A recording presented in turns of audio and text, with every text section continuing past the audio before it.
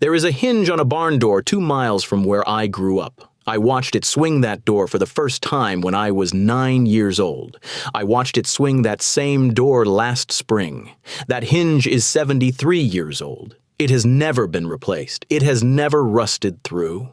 And the man who made it has been gone for 40 years. Most people assume that kind of durability is an accident or luck, or just old iron being old iron. It is none of those things. What I have watched my Amish neighbors build across 8 decades of observation is a system, a deliberate, reasoned approach to hardware that the English world walked away from in the 1950s and has been quietly paying for ever since. Today I am going to show you exactly what that system looks like, and why the things built inside it are still standing when everything around them has long since given out. The first thing you have to understand is the difference between forged iron and cast iron, and between both of those and the stamped steel hardware you pull off a rack at a modern supply house. Cast iron is poured. Liquid metal flows into a mold, cools, and holds the shape of that mold. It is fast to produce and consistent in dimension, but casting leaves microscopic voids inside the metal, tiny pockets of gas trapped during cooling. Those voids are where fractures begin, where moisture finds a path, where rust starts from the inside out before you ever see it on the surface. Stamped steel, the kind on every door hinge, gate latch, and barn bolt sold today, is pressed from flat sheet stock. It is thin by design, because thin means cheap and fast. The grain of the metal runs in one direction only. Stress the hinge sideways and you are stressing it against the grain. That is why stamped hinges fail at the knuckle, not from rust first, from fatigue. Forged iron is different in a way that is not subtle.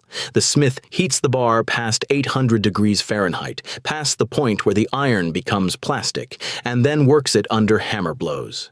Those blows do not just shape the metal. They compress it. They close the voids. They align the grain of the metal along the direction of stress. A forged hinge knuckle has its grain running in a circle around the pin. That is exactly the direction force wants to travel. You are not fighting the metal. You are working with how it wants to be.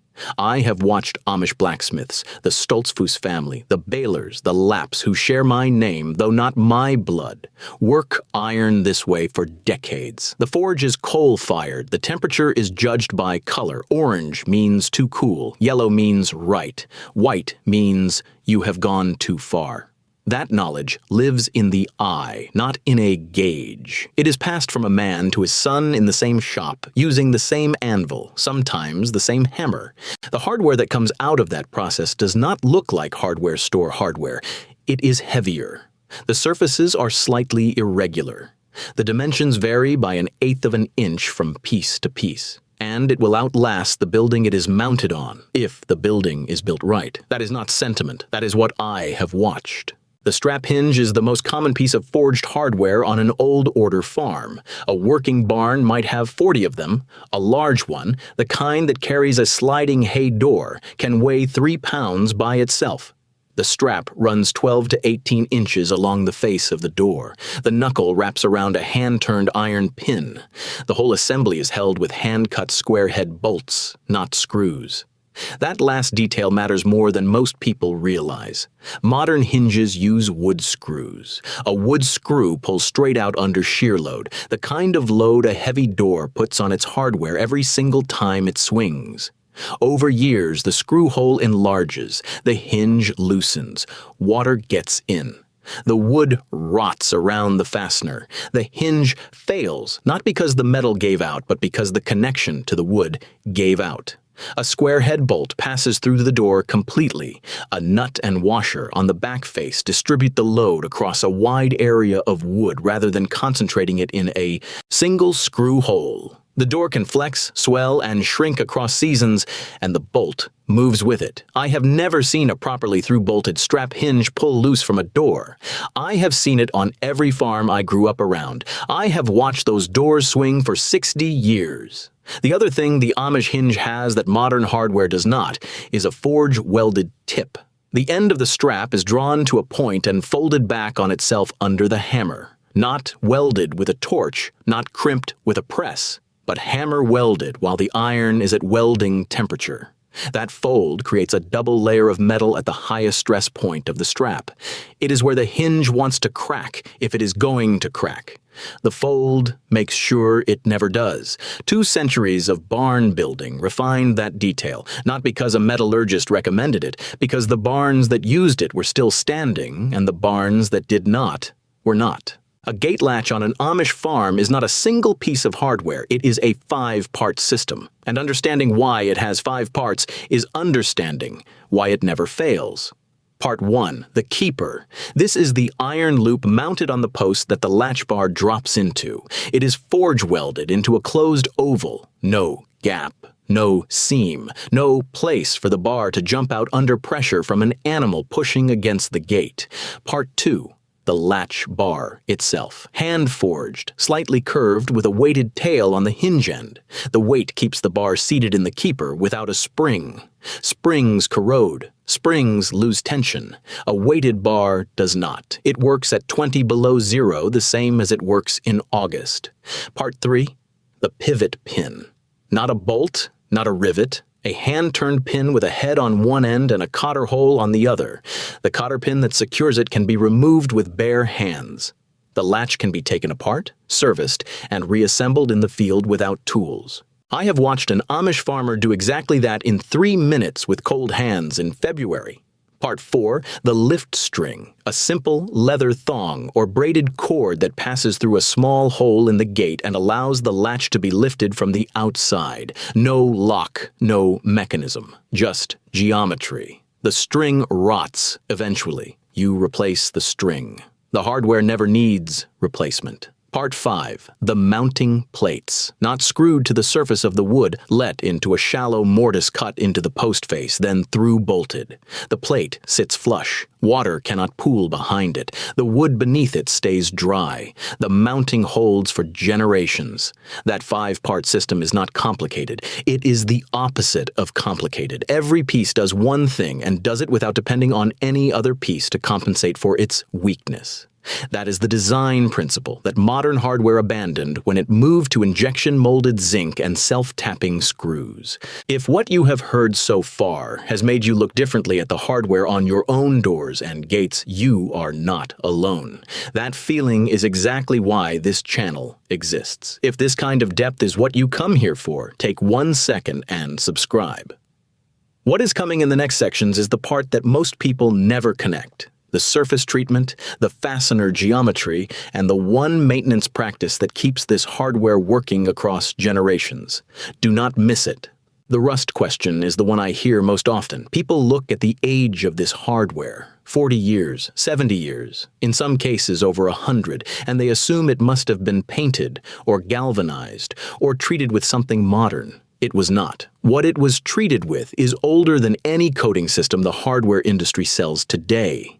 The Amish finish for iron hardware is a combination of 2 things applied in sequence. First, the piece is heated to just above hand warm, not glowing, not even close, and rubbed with raw linseed oil. The oil penetrates the surface texture of the forged iron, which is rougher and more porous than cast or stamped metal, and it polymerizes in the low heat. It does not sit on the surface, it becomes part of it. Second, and this is the step modern restorers most often skip, the piece is rubbed with beeswax while still warm. The wax fills the remaining surface texture and seals against moisture. It is not a hard coat, it is a sacrificial layer. It wears off in high contact areas over years. You reapply it. The iron underneath has never been exposed to standing water. I have examined hinges on barns built before the Second World War that had never been painted. The surface is dark, almost black, and smooth from decades of handling. There is surface oxidation, the kind that forms a stable layer and stops the rust from going deeper. Experienced ironworkers call this controlled patina. It is not rust, it is armor.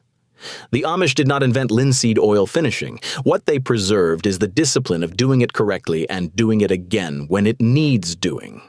That discipline is the system. The chemistry is secondary. There is a reason every piece of hardware on an old order farm is held with square head bolts and not Phillips or hex screws. It is not tradition for tradition's sake. It is an engineering decision that has survived 2 centuries because it keeps being correct. A square head bolt can be turned with a wrench, a plier, a piece of flat bar stock, a forged iron key, or a rock with a flat face. In a working farm environment where tools are shared, where a man is 3 fields from his shop, where it is January and his hands are wrapped in wool, that universality is not a convenience. It is a maintenance guarantee. Hardware that can be serviced with whatever is at hand gets serviced. Hardware that requires a specific bit in a specific size does not get serviced, and hardware that does not get serviced fails. The thread geometry on a hand-cut square thread bolt, as opposed to the V-thread on a modern machine screw, is also different in a meaningful way. A V-thread concentrates stress at the tip of the V. Under vibration, and a barn door in wind is a vibrating structure, V-threads back out. Square threads do not. The load face of a square thread is perpendicular to the bolt axis. Vibration does not unscrew it. It has to be turned deliberately to move.